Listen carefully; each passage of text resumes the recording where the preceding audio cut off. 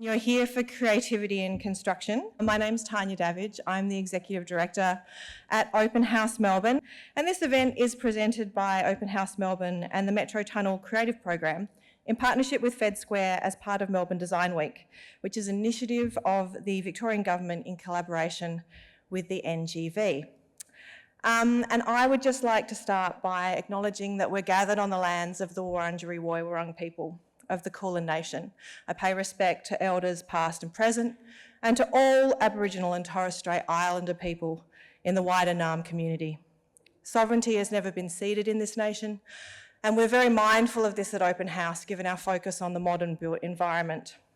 So we've got a really, really fantastic conversation ahead of us. We've got a great set of speakers, and we're going to be exploring the importance of art, design and infrastructure through the lens of the Metro Tunnel project.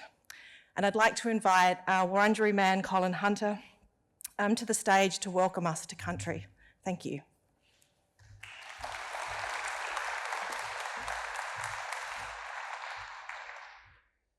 Thank you very much. Good evening and welcome. It is my honour and privilege to be here tonight. My name is Colin Hunter IV. I would like to start off by acknowledging that this evening we are on Wurundjeri country, home of my ancestors and also home to everybody here today. I wish to pay my respects to both elders past, present and emerging, elders from all nations, especially all Aboriginal and Torres Strait Islander community members joining us here tonight. Wurundjeri is a part of the Kulin Nation and of the Wurrung language group. Wurundjeri country extends from the inner city of Melbourne across to the Great Dividing Range, west to the Werribee River, south to the Mordialloc Creek, and east to Mount Baw. A big thank you to everybody who has helped make this event possible this evening. Woman Jefa, welcome, and I hope everybody has a fantastic night ahead. Thank you very much and enjoy the rest of your evening.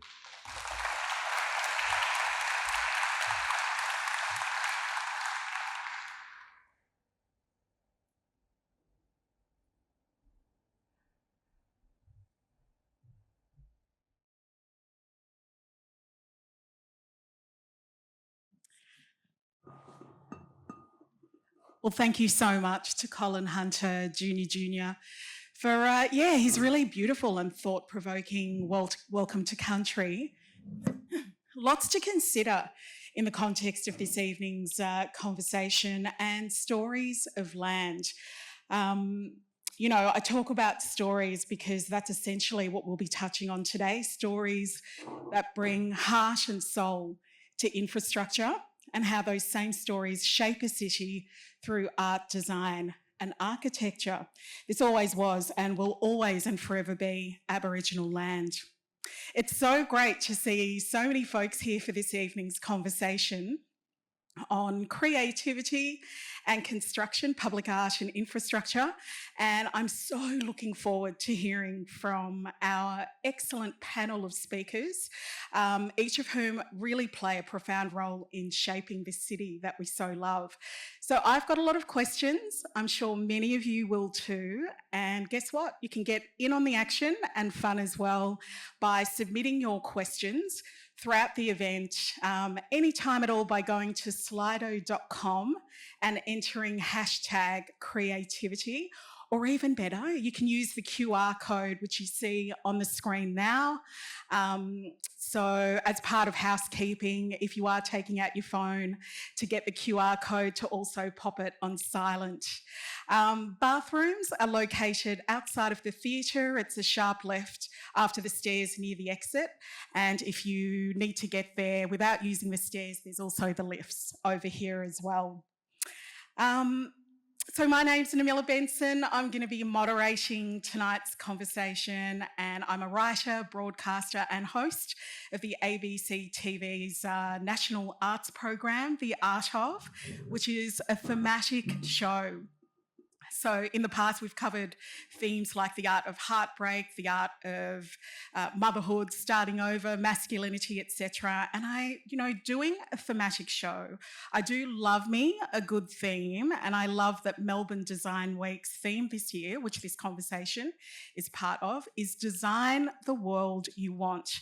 And with that in mind, we're going to hear from the extraordinary panel of brilliant minds who will unpack how that theme relates to the work that they do. So without further ado, I'd like to introduce our first two guests for this evening. Maree Clarke is an exceptional contemporary artist. Her line-wide work, Tracks, takes the form of intricate mosaics and references her ancestral connection to the land and water. These mosaics depict living and extinct native animal footprints found in the natural habitats across Kulin Nation country. Maree's contemporary approach to making art brings a sense of place and belonging to public spaces, inviting Melburnians to reflect on the city's deep cultural roots. Joining Maree will be Ellen Sayers, who's a Melbourne-based metal fabricator. Ellen's work is described as a beautiful melding of creativity and functionality. In 2010, she picked up welding for the first time, and it was while studying at VCA she discovered a deep love for the challenges and precision of sculpture fabrication, a passion she pursued through further studies. Ellen now runs her own fabrication business, collaborating with artists across Melbourne to bring complex sculptural visions to life. Over to you, Maree and Ellen. Thank you so much.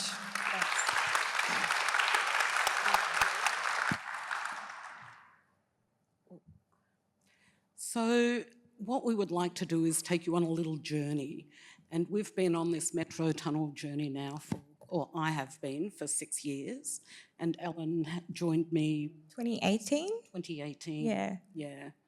Oh, yeah, for metro tunnel. Yeah. Yeah. 19. Oh, 2019, Yeah. sorry. And so basically what I proposed and what I'm doing now is pretty much chalk and cheese. And the image you see here is one of the tracks that are in one of the train stations.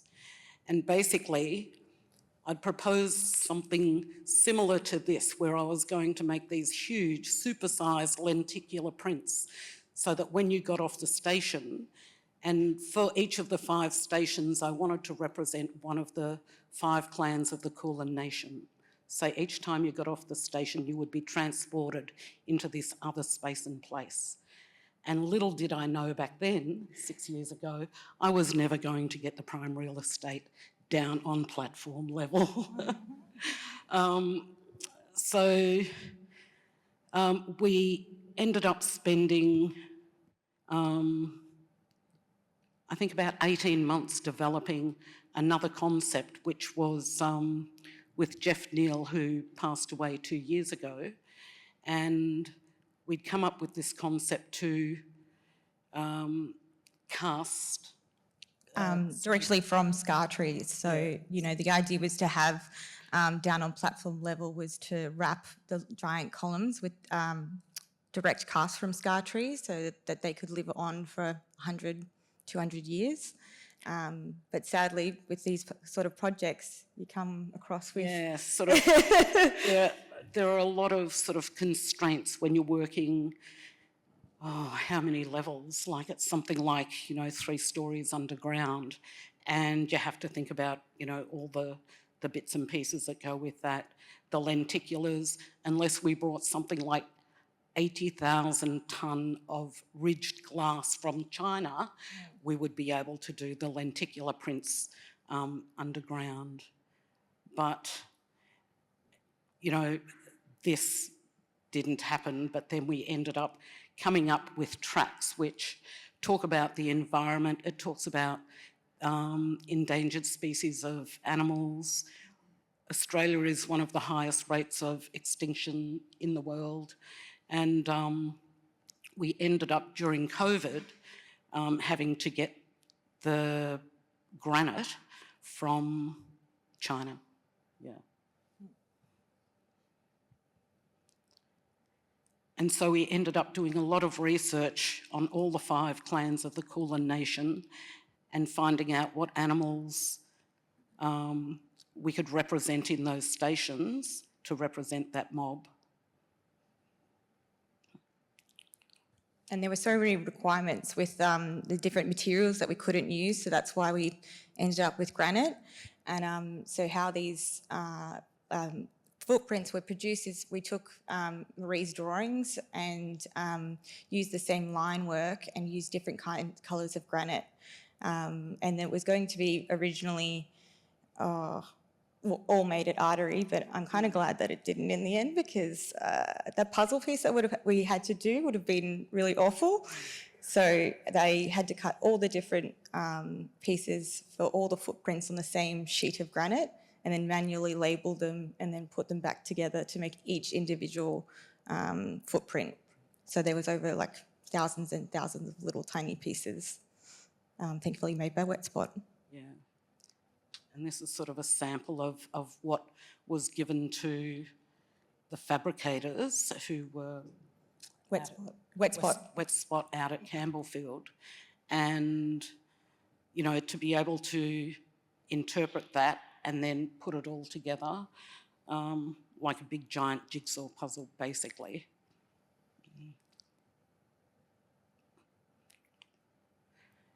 And then this was yesterday at Town Hall Station. We were lucky enough to go down and have a look, and these are the bigger prints throughout all 5 stations. So this is one of the black swan drawings of Maree's. And so it's been a really interesting journey, but I think engaging with the 5 clans of the Kulin Nation and thinking, what are we leaving for future generations? And for me, it's about looking after the environment and what of these animals will still be here in 100 years' time? Like, we don't know. Yeah. And there's even prints of, the thylacine and other animals that are already extinct. So, Maree just wanted to make sure that people know about these animals and it will keep going for future generations. Thank you both so much. I know that as I heard Maree and Ellen talking, there's lots of questions that are flying through my head. So I just want to remind people to head over to slido.com, use the hashtag creativity, and you can pop your questions in there, and hopefully we'll get through as many of them as we can later in the evening. But next up, we've got Steve Banham, whose work One Day in the Park blends typography, graphic design and architecture into striking visuals at the Metro Tunnel Project's Western Entrance Floodwall in Kensington. Developed with input from the local community, it features durable mosaic tiles in a carefully selected green palette and references the area's industrial heritage and parkland. There's a series of really amazing, actually, short stories about incidents that can occur in the neighbouring park in the course of a single day. So over to you, Stephen. So my story starts in the park. Sorry. I'm so used to not using a mic. My story starts in the park, of course, this park here, which is JJ Holland Park in South Kensington. And it's a space that is beloved by the local community. It doesn't take long to work that out. And so I was really interested, I guess, in what happens in this park. And so to answer this question, what I did, I just simply sat and I watched. And I sat and I watched. And I sat and I watched. And this is during COVID. And so every break that I could have, every opportunity I could have, I found myself at the park just sitting and watching. And part of that was taking note of what people are doing in the park. All sorts of things, as you can see by the notepad there. So the work itself presents 45 intimately observed vignettes along with a playful estimate as to how many times these things happen in one 24-hour period. That's why it's called One Day in our park. So, for example, there are books read silently under trees, 45. Shapes imagined in the clouds, 148. Squeaky pram wheels, 59. Lost water bottles, 21. Passing fragments of conversation, 64. And there they are there. The heady smell of freshly cut grass, 1. Seats wet with dew, 12. Etc., etc. You get the general idea. These are all human experiences that are both intimate and yet strangely kind of universal. As a topographer and as a writer, One Day in Our Park has all of the elements that I cherish all rolled into one single project, which is that it's a simple, clear, yet poetic concept, which is the text, supported by an extraordinary complexity of craft and production, which is the design. This observation also places an emphasis on a virtue that I think has extra currency these days, which is deep observation. There's shrieks of childhood delight, 185, etc. The work itself spans 360 metres in length, and it refers, of course, to the area's industrial heritage. So the medium for this was, of course, tiles, but it was 1.6 million tiles, leading to some to estimate this to be one of the longest artworks in the Southern Hemisphere. This length, I saw one awkward breakup. Yeah. I guess this slide shows the construction of the letterform, how incredibly complicated it is. Because the type had to be meticulously mapped onto a specific tile and grout dimension, existing typefaces could not be used. Instead, we designed a family of custom typefaces, which we named Holland, after J.J. Holland, and described them after their tile height. So we had Holland 4, Holland 13, Holland 44, and Holland 84. There's some more there. You get an idea of the scale of this work. And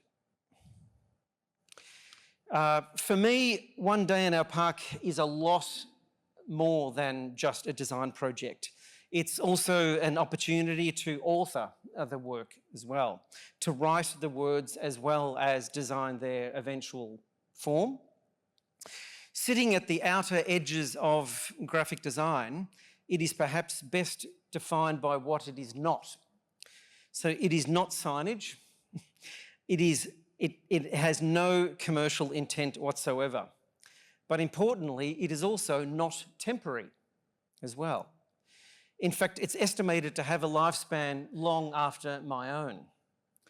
The opportunity to articulate the community's love of this park is truly a wonderful legacy. It may be best summed up by a local resident who typed in an email to me. She wrote, "I cycle past this street every day and it always makes me smile."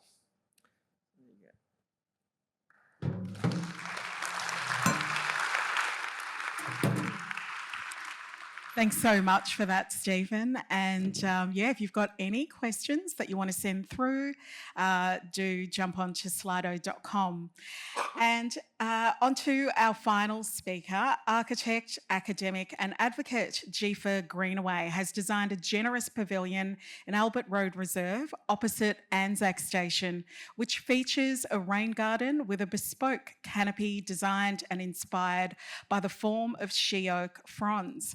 The work sits adjacent to endemic and Indigenous plant species and weaves in Bunurong language throughout the reserve relating to rain and water to ensure Melbourne's history and traditions are celebrated in the city's future development. Over to you, Jefa. Thank you. So I always like to start any presentation by acknowledging those who came before. This is my late parents, my father there on the right-hand side, Bert Groves, because they enabled me to do the work that I'm doing now. They kicked open the doors, they advocated, they supported the civil rights campaign to facilitate the opportunities that we've been given. So as with any project, a project like this doesn't just happen with one practice. So it's supported by engineers, it's contractors, landscape architects, and ourselves as the architect. So this project is very much anchored in a relationality to country.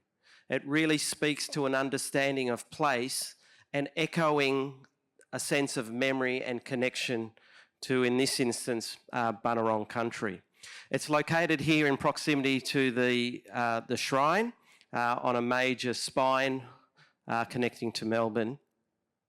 And importantly, it's adjacent to a bit of a landscape corridor.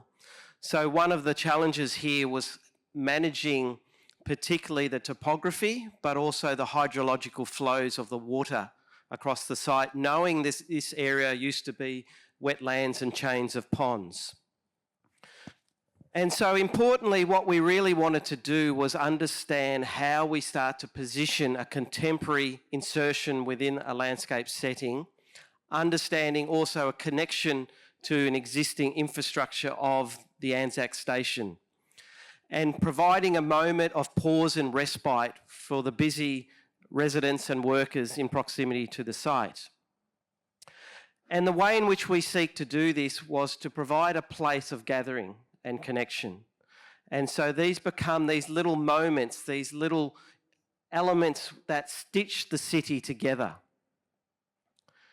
And so you can see the topography here. You can see on the right-hand side there's a memorial to the Boer War that actually had to be relocated to provision for the location of the new station entry. And this little moment here is quite subtle in terms of its, I guess, its presence within the broader scale of this area. And so the way in which we start a lot of our projects is really to develop a series of guiding design principles which anchor in a relationship to culture. So the casuarina was the key moment, the movement of water, the idea of legibility of the structure, the provenance of where the materials are sourced, and then it's expressed architecturally through the roof, the column, the ground plane, and a level of cultural interpretation. So the inspiration was really seeded by a conversation with traditional owners, elders and knowledge keepers around the casuarina, a plant used for utility, used for medicinal purposes. And what really struck me was how the water moves across the surface of the fronds of the casuarina. And so that really seeded an idea architecturally. And so then when we started to explore that in more detail, we started to see that the leaves of the stem are serrated. And there's a real symmetry and clarity to the form of the elements that make up tectonically or structurally how the casuarina comes together. And these are intersecting components. And this is the power of nature, the biophilic ideas of starting to riff off that connection to the landscape became the genesis of this entire project. And one element that we're really interested in is exploring the frugality of the materials that we use. So only using that which you need, not one piece more than you need, and giving legibility to how those elements come together. And so this clarity of the elements, so this exploded diagram really illustrates the elements of how it's constructed and built together, but you can see how all the elements come together and it starts to give that sense of honesty and clarity to the structure. And the other element is just a celebration of the materiality. And so here we really wanted to think about a sense of permanence. So often the structures that we build today have a sense of ephemerality and they're removed before you know it. And there's not this sense of, permanence and starting to understand that ideally that supports this collective memory. So this becomes in a sense, a mnemonic marker in the landscape where you can orientate yourself within your neighbourhood. And the materiality is essentially only three materials: stone, timber and steel. The stone is using basalt, which is quarried here in Victoria, granite as well, timber, Australian hardwoods, spotted gum in this instance, and then steel, which supports some of the structural gymnastics and celebration of the elements in terms of particularly the roof and holding it up as well in terms of in the air. And so you can see how this is a very small insertion within this busy metropolis that is Melbourne. But as we know, you can concrete over country, but country still exists. We are always on country. And so you can see one of the key drivers is celebrating the movement of water. So we collect the water through this butterfly roof. You have this oversailing and exaggerated gutter, which is then picked up the water and it trickles down into the receptacle at the end within this rain garden. And it really becomes this celebration of water. And you can see we've cut the steel members of the roofing profile to create that serrated language of the original structure of the casuarina. And you can see how this becomes part of the language of the architectural moves that we've encoded as part of this shelter. You can see the timber, you can see very legibly the steel, you can see the stone, you've got stone seating as well, and you can see how we've very exaggerated the elements so you start to really understand how it all comes together. And so again, you have this green corridor. We actually remove a lot of asphalt in terms of what was a lot of parking to give back, to increase canopy cover, to manage the heat island effect, and also to manage those hydrological flows because of the topography through a series of choreographed landscapes, particularly in terms of including endemic and indigenous species from this particular bioregion, working very closely with the landscape architects. You can see on the seating, we've etched in language, so really exploring and understanding that with the diminution of language, we lose those connective tissues and fibres to culture, and then celebrating the layers of the structures over time, from the boar wall to the shrine beyond, the station beyond as well, and then this new insertion within the landscape. And you can see the heroing of the roof, the serration, the profile, the movement of water is really one of the key design moves which has been interrogated through this project. And so this is a place for gathering and connection. So those moments of pause, respite, connection, barbecues, sitting, are really underestimated. And so it's really moving from the sort of commodification where you need to sit down and pay for something in order to pause within the city as well, was one of the really important dimensions. And importantly too, embedding cultural interpretation, telling the stories, supporting truth-telling, again is one of the really important considerations. And you can see beyond there the station, Anzac Station itself, it's got a timber roof, it's got green columns. We've sort of inverted that. We've got timber columns and a green roof. So there's a dialogue with the other architects as well. So you can see it's a very considered and sort of nuanced approach to how we create and support placemaking. And so while it's a very small proposition within the city, these are important places. They're for people, they're for gathering, they're for connection. But in this instance, it's anchored in that connection to country and foregrounding the value of Indigenous knowledge systems to shape our places and spaces. And so really, this was a project that was for Melbourne, by Melbourne, of Melbourne, anchored in a story of country. Maree Clarke, go well. Thank you. Wow. Thanks so much for that, Jefa. We're going to just have a broader conversation now with the four of you. I think about being involved with the huge projects that you've been involved with and how that requires many hands to work.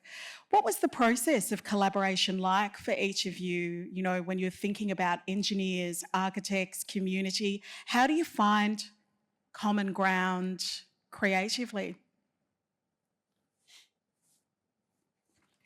Well, perhaps I could kick off. Well, as a matter of course, as architects, we collaborate on all projects. And we know too, the idea of the sort of star architect or the single author of a proposition is kind of an anathema to an understanding that collaboration is key. And certainly when we start to infuse it with the DNA of culture, we need to also reach out to the knowledge holders, who are the custodians of the stories that seek to be told, to get that cultural imprimatur to proceed and the permissions and the protocols. But really, to me, the collaborative effort, the various skills that we bring to the table are complementary, and it's really, we can't do it by ourselves, so we need that collaborative model. I guess for myself, I would really like to see artists brought onto these major projects so much earlier for that true collaboration with the architects, because I just feel like, you know, they're so far down the track before they engage us that to come on board really, really early would be fantastic, and we've only had one experience with that. Yeah, with Namila Library and, Yeah. you know, having the opportunity of having that blank canvas really helped. With the Metro Tunnel, we, especially being on the platform level, Maree had to have so many limitations where materials, you know, glass reinforced concrete got denied for explosive reasons, and, you know, there were all these parameters that we had to keep circling around. Yeah. So, Collaboration, and so long as you pull your team together and you've got a really incredible team like I do, it just makes that journey so much more enjoyable. Yeah, I mean, as a complete contrast to your story, when I open up the artwork files that I showed when I first proposed this thing, it looks exactly like the finished job. Like this project was like a hot knife into butter. It was just insanely smooth. And I'm not saying that because I'm trying to suck up to the Metro Tunnel people, but because I actually have the artwork is the proof. But it was extremely well handled, and it was an extraordinarily linear process. I don't know if that makes me linear, but certainly the actual project was very, very linear. So would it be nice, Maree? Yeah, well, I guess I also feel like, you know, I've had to compromise a lot on this project throughout this whole journey.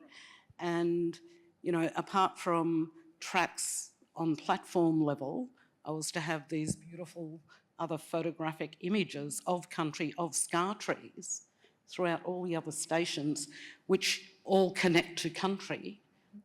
That didn't happen. And we went through so much research especially with Maree working with lenticulars, which is those images that have two images either side, and trying to find the right glass that would work. Like, I was calling research and all these, everything I could think of, we were trying to find a way to make that work, and it was just, kept finding hurdles. But I think one of the amazing things that came out of this project is the consultation with the 5 clans of the Kulin Nation, and having them take us out on country, talking about their country, showing us their scar trees, talking about their animals, and, you know, all the different plants that you will, you know, eventually get to see. Yeah.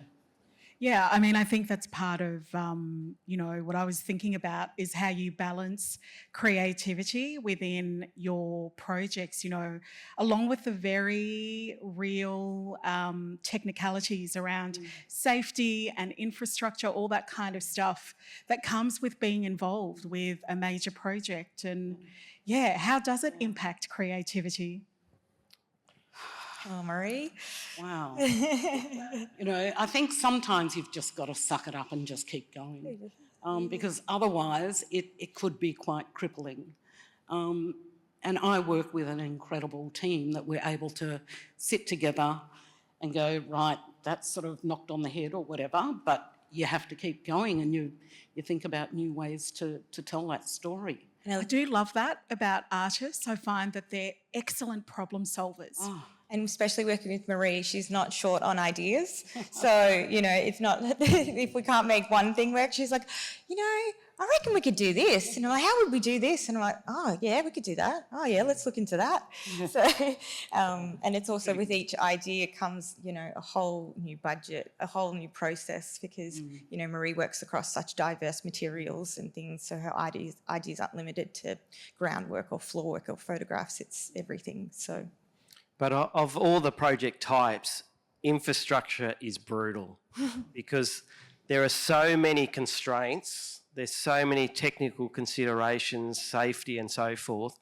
As an example for that particular shelter structure, we canted the columns on an angle. And so we went around in circles with DDA consultants and so forth about head strike deterrence and all this sort of stuff. And we spent months and months trying to resolve that sort of junction, that zone where you had to prevent people hitting their head because it's on a bit of an angle. So you can see, you know, it can really impact a design intent, but that's where that creative problem solving really comes in because you have to innovate on the fly to come up with an alternative solution to navigate and hold true to your original concept. Stephen, did you want to add anything to that? I would agree, but obviously I had a much better time than you guys did. But I mean, I guess the issue was designing those typefaces specifically so they could actually be built in tiles. That was actually quite a complex process, but it was a really pleasureful one. Like, I mean, I was like a pig in mud, you know, throughout the whole process. So, but you know, yes, there are complexities. I don't think, because mine was on just one single wall, one long wall, I don't think it had the kind of structural complexities that your two projects had by any means. So I think I got off scot-free, which is good. Yeah.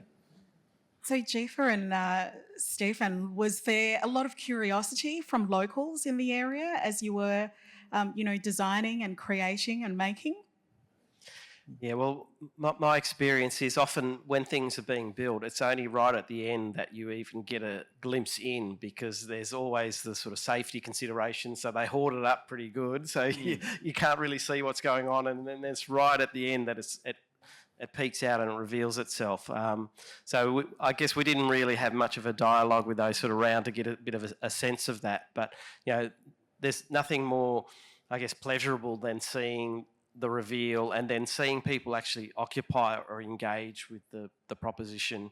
You know, that's the fun part of the journey. So it can be quite, you know, laborious and time consuming, but it's all worth it when you actually see people using it how you had intended. How did people respond to the spaces? Oh, it's just being well used because you could see in one of those aerial views where there were all these looming towers sort of surrounding this tiny little shelter.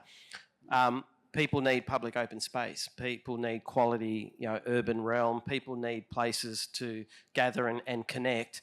And so these are the lungs of the city. And so, you know, they are really, you know, important parts of how we accommodate the needs of people.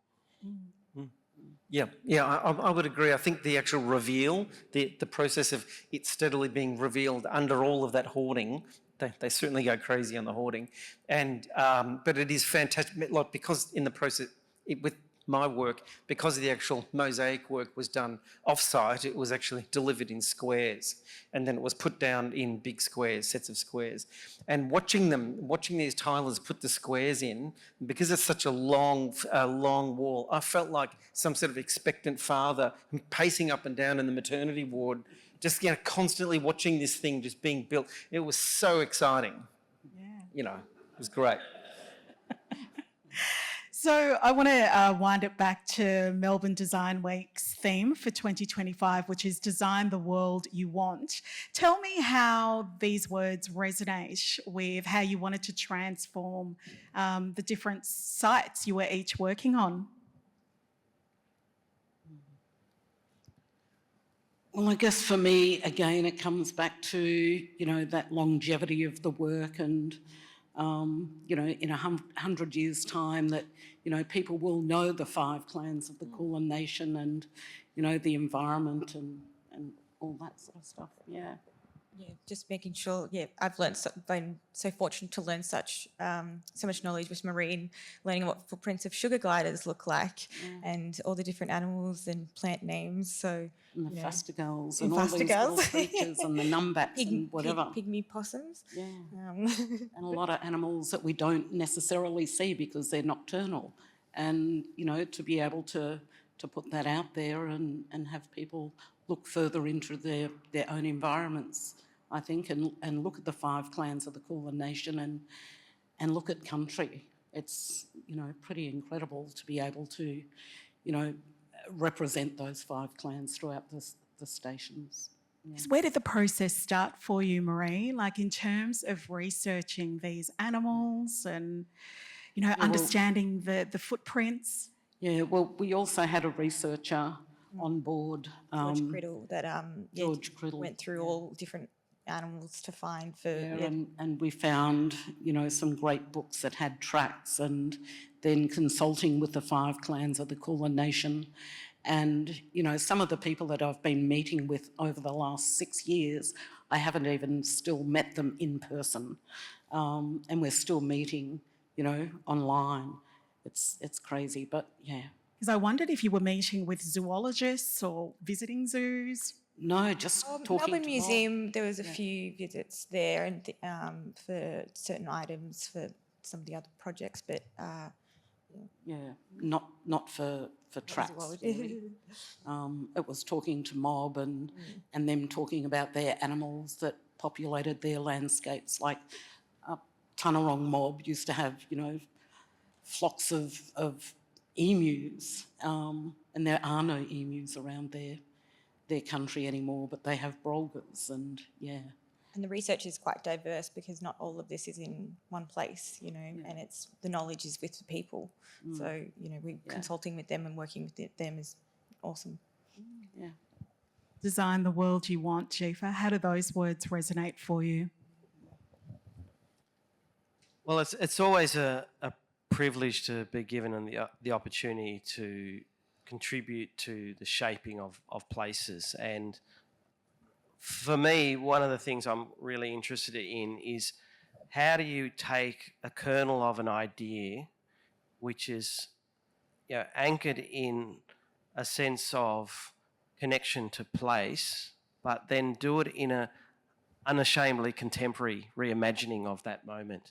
And so the idea of abstraction supports that idea because you can encode it with a story, and it's not necessarily self-evident, but you actually need to invest in exploring and trying to understand what that is.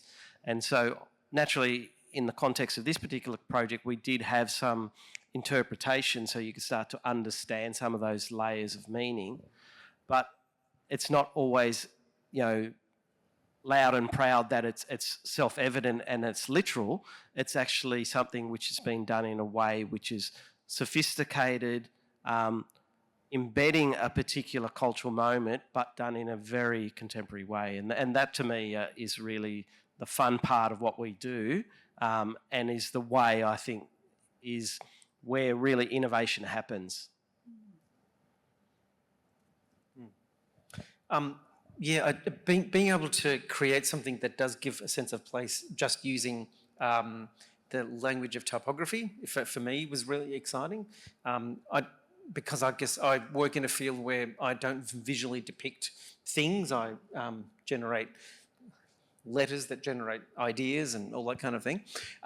So it's a very, very different strategy, I guess, to your 2 projects. But it's a fantastic feeling to contribute to a place where you're actually encouraging people to possibly to pause and have a think about, say, the park, have a think about what they're doing, have a think about, you know, the tiny little intimate human details that happen every single second of our lives. There's something really quite profound about that. And it's also very nice to be working, because I normally work in the sort of graphic design field where most people think that all we do is like design chip packets or something. And it's actually really great to be working on stuff which is far more permanent, far less ephemeral, and far more profound. And that's where I think the future of graphic design, as far as I'm concerned, should be going.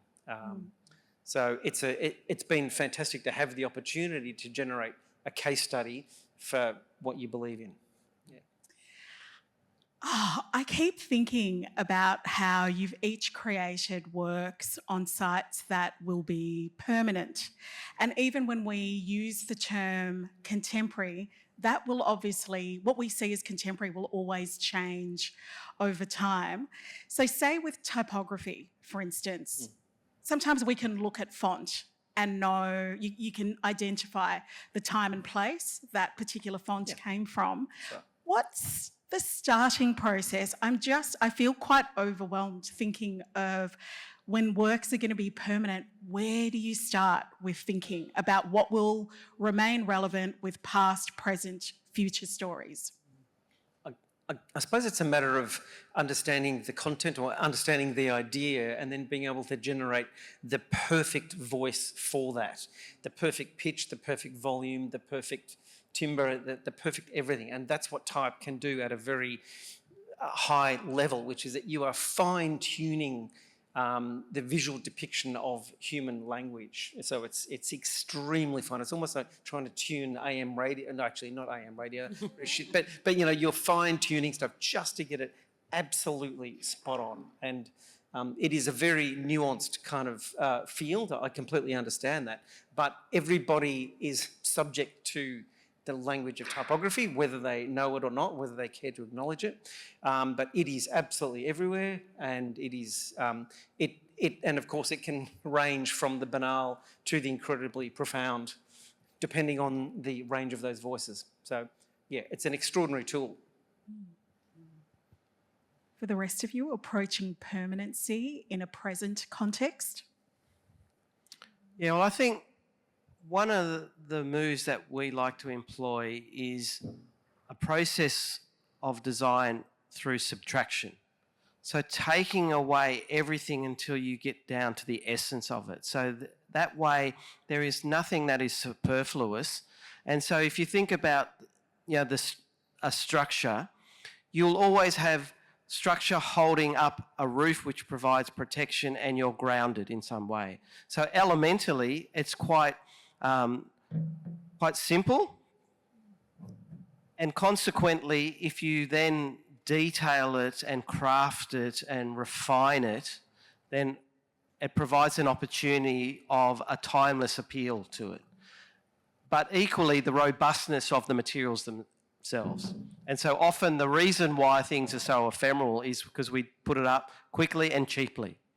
So there has been, in this instance, an investment, understanding that these projects, all of them, need to be around for some time, because you don't often have the budget to redo them again in 5 years' time, for instance.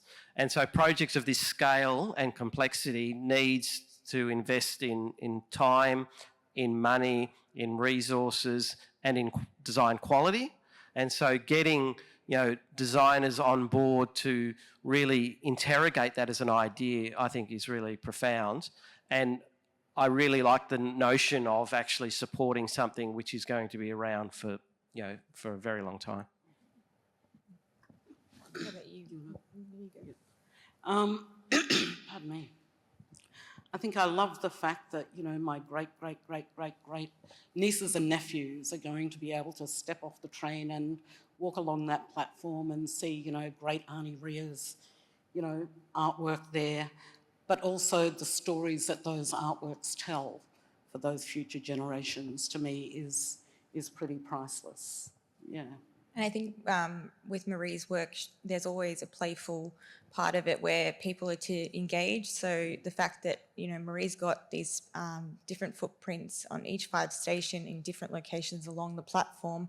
So people are invited to explore down the platform and find each different footprint. And, you know, there's an information area of learning about that. So that kind of permanency of play and engagement from Maree's just inherently in her work. Yeah, and I feel like those works sit fairly quietly in the space, and you have to sort of, yeah, be looking, but they are there, they will be there for, you know, the word is like 100 years' time, and I think that's fantastic. And to probe conversations and Yeah. invite further investigation of what they are. Yeah, and then also as part of my practice is taking my family on the journey. So I've also been working with my great-nephew, Mitch Marnie, who's been on all of my major projects and journeys, so that, you know, whenever we're doing these major things, it's like Mitch, and then he now has a son, so there's 3 generations of, you know, family in the space working, and,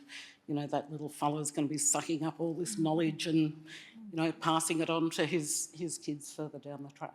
That to me is priceless. And that's a very unique thing I find with working with Maree, is that she brings people along, and not always people do that. And that's what's really important. And I feel so lucky because she's bringing me along, even chucking me on here tonight. She's just like, Lovey, get on the stage with me. I'm like, oh, okay. But, you know, she just does that with her family and friends, and, you know, we're on jobs and she's got a second cousin so-and-so here, and yeah. But I feel like, you know, people like Alan, the fabricators, the project managers, the artistic collaborators don't get to, you know, step up and be heard or be seen. So, you know, I really appreciate and love working with her. Mm-hmm.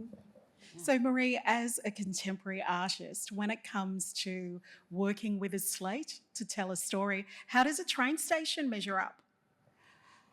Well, I was pretty overwhelmed when I think, Victoria Jones had rung me. I was in London. It was 5 a.m. when I got the phone call to say that I got the gig. And then I immediately rang Vivian Anderson, who's my gallery rep. And she said, which station? I said, I don't know. So she rang Victoria and rang me back to say I got the Legacy Line-wide gig. So that was pretty incredible.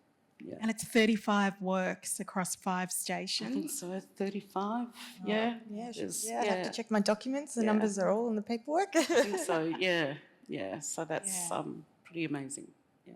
And we often think of train stations as pit stops as we rush from one place to the next. So, Jefa, as an architect, how do you go about slowing people down near a station and getting them to feel something in a place that's very much about the rat race and being on the go? Yeah, well, it's quite unique to have a parkland setting immediately adjacent to a major, you know, infrastructure piece, which, you know, in this instance, the Anzac Station, you have trams and a tram stop above the train station. So you can see, and you've got a very busy road, so you've got all the confluence of all the different forms of transport coalescing in this one spot.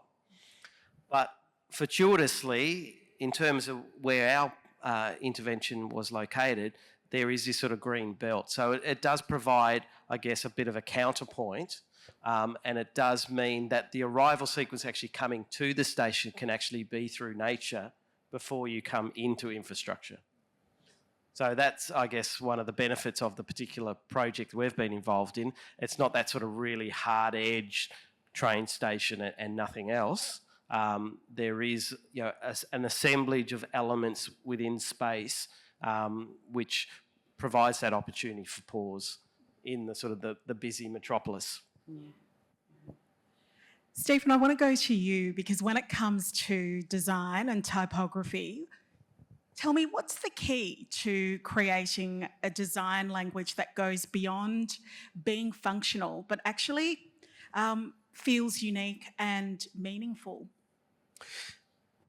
I guess it's impossible to split apart function from beauty and clarity, because they're all kind of embroiled in the one form. So I don't see that. I mean, I think when typography is beautiful, it's beautiful because of its clarity, because of the extraordinary kind of grace and elegance and beauty, and just, you know, the absolute precision that it carries out in being able to deliver that word or that idea or that phrase or paragraph or whatever. So it's a very very quiet and unassuming kind of field. So so I would certainly, I guess I would not pull apart function from all the other things, because it's absolutely embedded into each font is its own function. You know, that they say There is no such thing as a bad typeface, but bad typography. So every typeface has its day in the sun at some point, and it's just a matter of waiting for that opportunity for it to shine. So yeah, I think that type is so incredibly inherently functional that it's beautiful because of that. Does that make sense? I don't know. Yeah. And Ellen, I want to jump to you because as a fabricator, what's the most rewarding part of being involved in a project of this scale? 5 stations. It's hard to pinpoint, but I just think working with Maree, watching her hold her integrity throughout this, because we were working with 5 stations, we were working on platform level, and most of I forget that everyone else hasn't seen the stations, but most of them are down like at least 3 levels of escalators and things. So, and budgetary restraints can constrict your ideas, but Maree knew when to hold her space and to hold for her ideas to not compromise on that, and that was always really awesome to see, and hilarious at sometimes when she went up there and was like, "Is that it?" When I was mic'd up. When I was talking about collaboration earlier, I'm wondering what you've each learned from each other's worlds and fields, artist, architect, designer, fabricator. What's shifted your own way of thinking or working?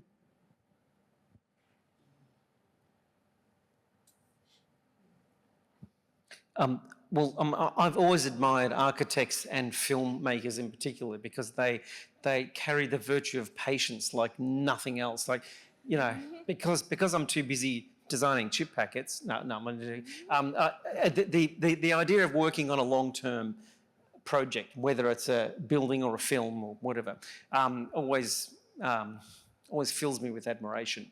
So I would certainly say that one thing that I've learnt from this process and from the other people, on this panel is just that idea of investing time and care over a very, very long period of time. It's a pretty amazing process. Probably all the people we've met through the whole process, right down from the people at Wet Spot when they got really excited about making it and even describing and problem solving how to cut all these tiles and things like that. It's all, those kind of moments will kind of stay. And, when we've been to site and someone who, like a construction worker who's managing the lift, they say something about the work, or someone approaches Maree and is like, "Oh yeah, I really like what you did there." I think all those people along the way kind of make it all come together. Yeah, and those people asking about the footprints or the tracks, sort of wanting more information about them. This is before the signage has gone up. And, my other favourite thing, I've bumped into 2 nephews on the journey, and they were either the guy in the lift that, takes you up and down, or, just another random relative that I've bumped into. They're doing the things. station. They're doing things. It's great. Yeah. Well, the thing for me is that ultimately, when one moves from the transactional to a relational model, that's where the fun happens, because it's actually the journey of the people you share the project with is the most fun part of it. And I've actually collaborated with many artists along the way, and it's really that creative tension of different ways of thinking colliding, and that's where the sparks happen, and that to me is the fun of collaboration. I think about each of you working on these enormous projects and reflecting on what you've helped build in terms of kind of leaving an imprint on this city and shaping the stories of this city. Can I ask what it's like for each of you sitting in what you've created? How does it feel? Bit surreal. Or even going yesterday, just looking at it, you're like, "Oh yeah, this is huge," And we have, and also because we've sent off files like 6 months, 8 months ago, so it's like we're seeing the fruition now, years later. Yeah, and I think, going down to platform level yesterday at Town Hall Station, like that one, just seems so massive, you know, and it's really quite beautiful. So, yeah, I don't know, it's great. Yeah. Well, the beauty for me is seeing that our diversity is now being reflected through the built and natural environment in these projects, and that, you know, is a profound shift. You know, even, you know, 15, 20 years ago, you didn't actually see, you know, some of these really profound and engaging and compelling projects being realised. Now we're embracing it, and it becomes part of the sort of normative experience of the city, is to see, you know, a real diversity of cultural expression. There's some excellent questions that are coming through, so you can head to slido.com and it's #creativity to pop your questions in there. And we've also got the QR code up there as well. But I think I might jump into some of these questions because there's some excellent ones coming through. So to each of the artists and speakers, what's the trick in creating public art that some people will only visit once and others will see every day? I would have thought the trick, sorry, I would have thought the trick is to create something that seems simple but offers incredible depth so that it caters to both those experiences. Yeah, completely agree. And, you know, like there's a simplicity in the tracks imagery, but at the same time, there's layers of complexity the further that you look each time. Yeah. Same, I agree. It's so simple, but look deeper and it's there. Can be quite moving. Yeah, it's those layers. It's sort of moving beyond the sort of the one-liner to something which is much more nuanced, and it's like an onion. You slowly peeling away the layers and starting to understand, well, actually there's some depth to this idea, and that really results in something much more compelling. Oh, this is a really interesting question. Why is it important to have public art in these stations? Gosh, I personally just would love to see more artwork on all the stations throughout Melbourne, you know, not just the 5 stations that we've all been working with. And, you know, I think when you go to Europe and different places, you see amazing artworks in those different stations. Makes you feel good, makes you happy.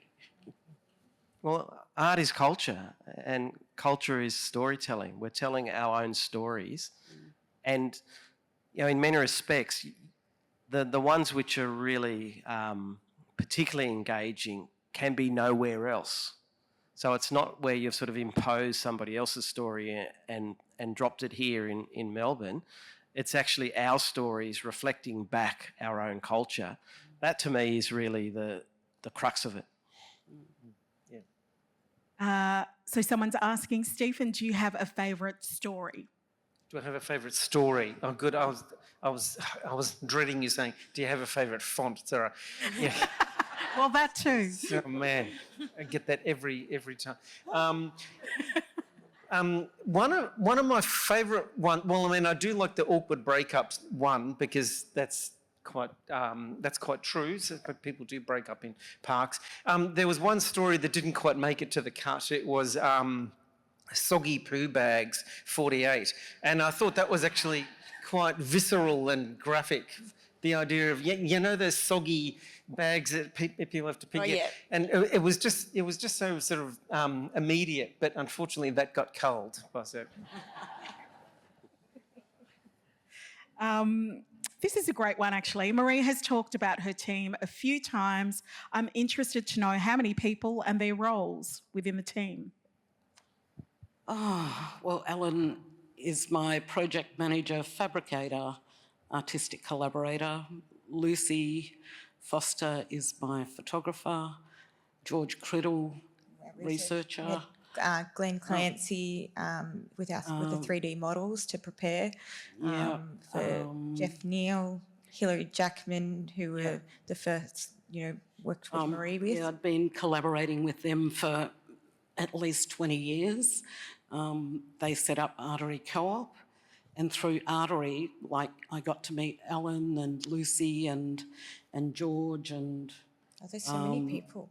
my great nephew Mitch, Marnie, and depending on the project, Lucy isn't working on our next project, but it's sort of It's unique to each job as well. 6 or 8 people. Yeah. The questions are flying in. I'm loving it. But there's so many good ones here. Just trying to find, here we go. I love this question. I'm wondering if you all got to meet each other and create a community of practice during the process. What supports would help you thrive in these projects? Well, I've worked with Jefa before. I've never met Stephen before. No, I've never met either of you before. No. So it's very nice. That's what's great about this. And I think as well because of maybe COVID even, because a lot of this was happening and design and problem solving was then. So, it would have actually been really nice to have had something where we could all meet and discuss, but sadly I not. was just recollecting that I was on the original jury for the selection of the line-wide artist. I just reminded Maree that I was there at that sort of original sort of inception. Yeah. But I think the question is really going to how do you sort of learn from the experience and how do you actually bring people together and in a way sort of debrief on a project of this sort of scale and complexity. And there's certainly a lot to sort of take from being involved in such projects.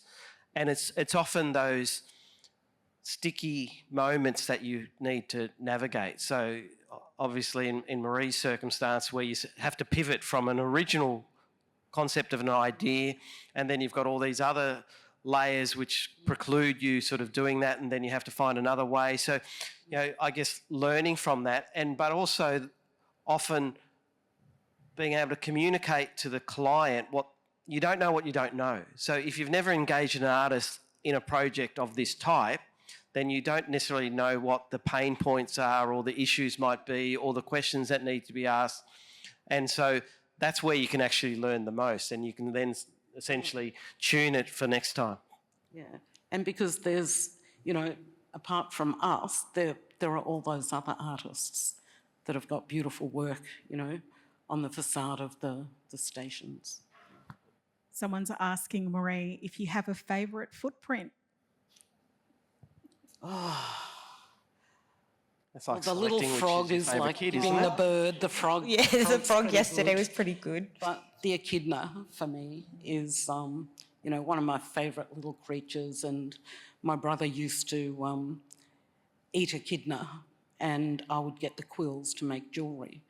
And, he's just a really gorgeous, shy little creature. Okay, and there's so many good questions here. Stephen, could you tell us more about the significance of that specific day during COVID times, given that it's stories that will stay on the wall? Ooh, sorry, this keeps shifting. Do you reckon you can answer the first part of that question? I've got others. About it being to do with COVID? Yeah, I mean, I have to say this whole project was the one sweet thing that came out of COVID for me. Other than that, it was pretty bad, pretty terrible, wasn't it, for all of us? I'll never forget sitting there and just taking notes day in and day out, and just observing and just looking very carefully and looking at how the people were using the park during that time. It was such an incredibly important resource at this park for everybody to just simply exist. And it was just a really beautiful thing to watch them live their lives, to watch them just take part in those little daily rituals that became super important to all of us during that time. So I do think that many of the stories along that 360 metres were born of the COVID period, but there's actually nothing in the artwork that specifically addresses COVID, because I don't think anybody wants to be reminded of that period at all. So instead, I've tried to arrive at that through other more, shall we say, kind of abstract ways. This is a big question. On such a huge infrastructure project, did you ever get a sense of the bigger picture, like the curatorial approach and your place within it? Definitely sometimes with the process of approval, and, you know, there was definitely like a good year we didn't hear anything about what was going on. So we're like, hey, is this thing happening? Or we haven't heard any news, but then you always know when they want something, because that's when you really hear from them. And then you're under the pump to deliver, like, you know, in 2 weeks or 2 months or something. But everything's been really quiet, or, you know, they have restructures, or, you know, something's happening. Yeah. Keep your questions coming through. Someone else has asked, has this unique experience inspired new ideas for future works? Maybe something you didn't anticipate before this process?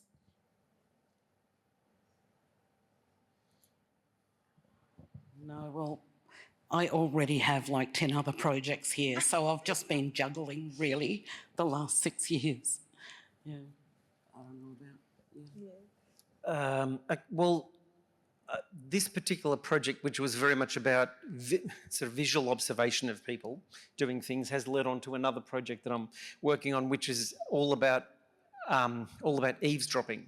So it's all about listening to conversations. I've always been interested in this idea, you know, when you're walking down the street and as people are walking past and you just hear this tiny little fragment of what they're saying. Tiny little thing, he said, she said, you know, blah, blah, it'll be something like that. And I'm fascinated by that tiny little fragment of conversation, because you can't help but want to speculate what the hell that bigger conversation could be, you know, what the hell they were talking about. So I've got a new piece which I'm doing for the City of Stonington, which is a huge, actually constructed out of metal. And it's actually taken directly from me eavesdropping on people at the Paran market. Over a period of about a month, and there's just little fragments of conversation. So that job, that particular project came out of this particular project. So it's the same thing about observation, but instead it's oral rather than visual. So we've got to watch ourselves around. Yeah. Well, it's a fantastic project, because I've always been an eavesdropper. Like, my wife hates it when we go to dinner, because I'll be going, yes, yeah, and I'll be listening to everything else in the room. Yeah. You'd make a good journalist. Jefa, someone's asking about materiality and where you sourced the timber from. Yeah, it was an Australian hardwood from a timber mill not that far from the site, relatively speaking. The stone, the basalt, the bluestone, is actually quarried in Port Fairy. And I can't remember where the granite was sourced, but we always look at opportunities where we can to source materials within a close radius of where the projects are, because obviously that builds a level of authenticity to the materiality. So something for the whole panel. Could you give one piece of advice for future artists, designers and architects that you wish you knew before you embarked on such an epic project? Having a really good team and people all the way through, you know, supporting, especially like us supporting Maree, and yeah. Get a good lawyer, because the contracts are just crazy. Like, they're like that. Yeah, and most of you don't understand.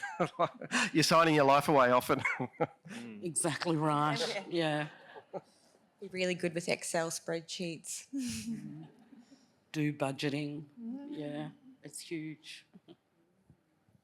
Any advice, Stephen? I'd say just be incredibly patient. Like, it was interesting what you were saying about the huge gaps where there are huge gaps where months go by and nothing happens into there. And of course, because we're artists, we're all terribly insecure on the inside, and we're all there going, "Oh my God, has this thing fallen over? You know, what's going on?" Particularly during the COVID period when everything was falling over. So I would say it certainly built a lot of patience and resilience, like the fact that you had to just, stick with it. Yeah. So how do you build in an understanding that the structures need to last? There's wear and tear, but so often public art is just left to deteriorate. Well, quality of materials first and foremost. So where you can specify the best available material within the budget profile you're working in is kind of the key. And, obviously we're not artists per se, but even where we engage with artists, we try and find products and materials which do have that robustness built into it, so you know that they're not going to degrade quickly over time. And something I learnt through this project specifically was, how many people it goes through to approve what materials you might be proposing. So, for example, like the glass reinforced concrete. So when we weren't allowed to do that, we came back with the idea of doing bronze cast, which also didn't fit the budget, but B, got knocked back because it would be too difficult for the cleaners. So, it's considered all the way through all across the team. So that's when we have to come back with another idea. So there are some questions that are being asked here which, the panellists won't be able to answer, but I do want to make it clear that there's someone from the Metro Tunnel project who is a representative that's here this evening with some of these questions. If you want to put your question to this representative, please come down after the chat and you can chat with them then and hopefully get your answers. So Maree, someone's asking here, it's a bit of an emotional journey when your original concept or idea can't get up because of complexity. How do you manage that? Well, thank goodness I've got a great team that I can sit down and debrief with. And no, it's about, just working through it and having the conversations with the project managers from Metro. And, there was one time when I was really quite upset about one particular wall, and I was all mic'd up. We were doing filming that day, and they'd shown me this space. And originally it was meant to be this huge wall, Yeah. and then over time it just slowly got pulled back. Dwindled. Yeah. There was one advertising panel, 3 blank spaces, and then I was going to have 3 glass panels. And I just said, while I was mic'd up, if they don't give me the wall, I'm not doing it. If they don't give me the whole lot, I don't want it. And they would have heard that. Jefa, someone's asking whether it'd be possible or valuable, do you think, to create a series of your pavilions across Victoria, including regional centres and towns? Well, I think that's a terrific idea. I'm happy to be engaged to do such a project. They should certainly be distributed across the entire state, if not the country.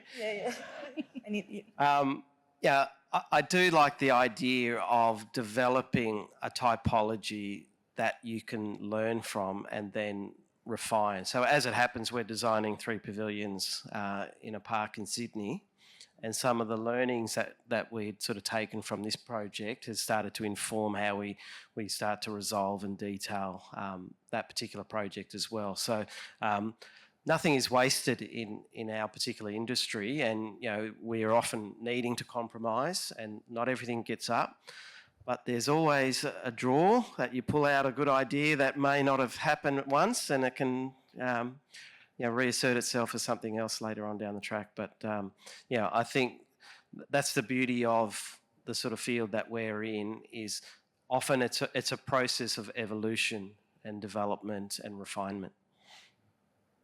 Someone's asking a similar question for you, Stephen, saying that you've created such a beautiful work that tells a very unique story of a community within a space, and they're wondering, can you see it happening in other places, and would you be open for that? I think as a general principle, I think you could do this absolutely anywhere. I think it is a great little case study, as I was saying before. It is a case study as to how to observe people and how to articulate their lives, I guess, in very intimate tiny little kind of vignetted kind of ways. So, yeah, I'd be more than happy to be embarking on that project again. It was an absolute pleasure. And another question for you. Would you like to be a fly on the wall when the awkward breakup couple realise they've been immortalised on your artwork? That's just a fantastic question. Yeah, I don't know what to say about that. But the kind of things that people do in parks is absolutely amazing, particularly during COVID. They really kind of let their hair down. Like, it was quite extraordinary. I'd never seen so many happy people and so many wagging tails and so many, you know, like it was just a really great place. So someone's written here, each of these projects engages beautifully with the everyday. When all the excitement is over, what do you hope the everyday experience might inspire? I really like this idea of the sort of the patina of time, that these interventions start to take on what's around it. So whether it's through the elements or what have you, but they sort of nest into where they are, and it's because of the use. So people are putting their own sense of self onto it, and they're using it, and sometimes I think we get a little bit sort of precious. Everything has to be sparkly and new. I think there is also something nice around how things sort of age over time.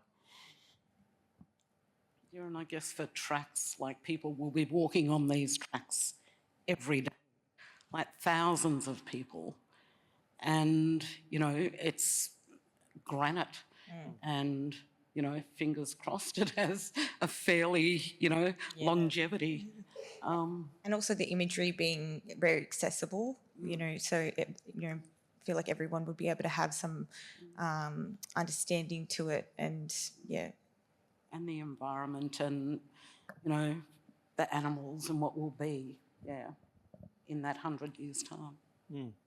I agree. I think to add utility to whatever it is that you're creating is almost the ultimate kind of cream on the cake in some ways. It's fantastic to see things being used and being sprayed with graffiti and all these other wonderful responses that you get.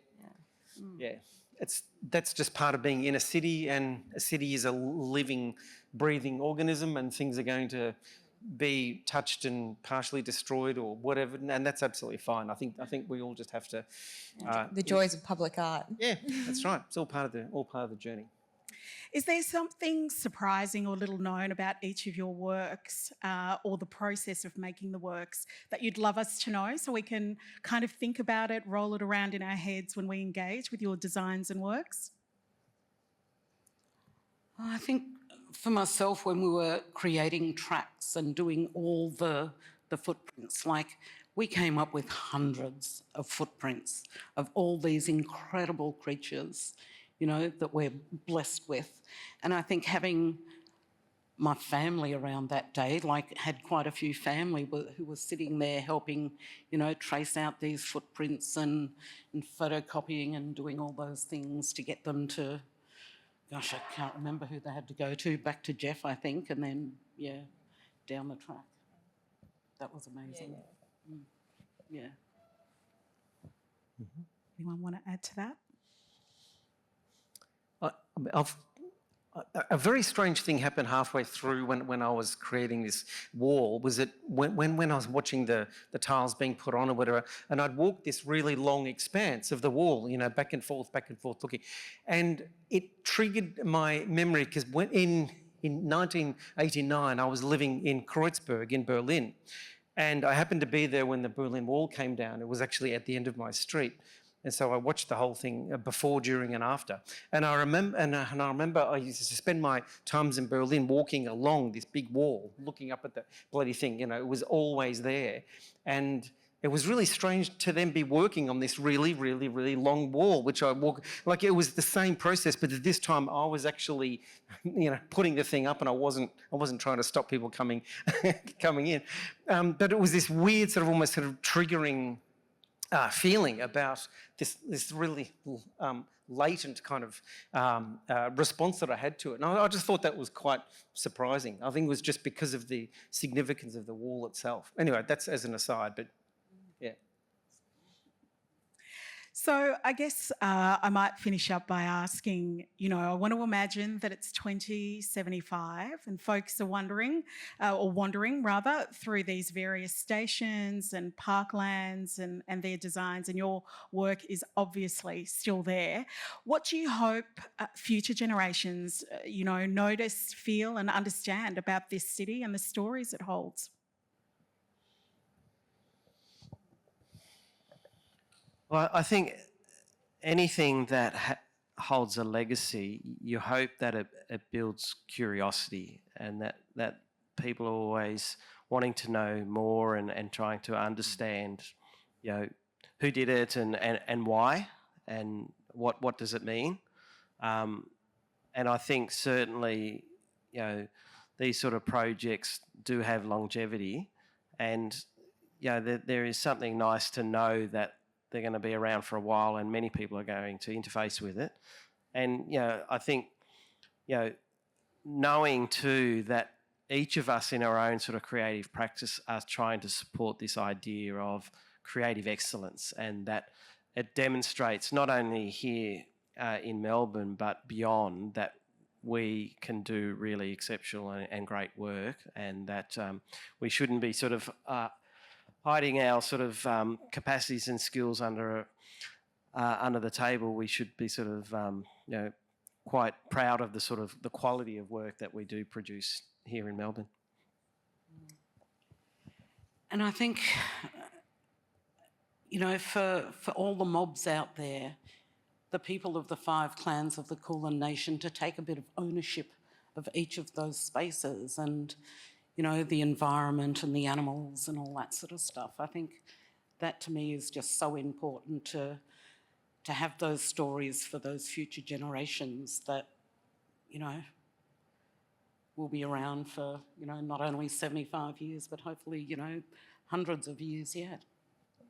I think for me, knowing that this kind of world exists as well for artists and younger people, someone being like, I could be like Maree Clarke and making public art in stations and all that sort of stuff is really, a world that not everyone knows about, and especially with my role.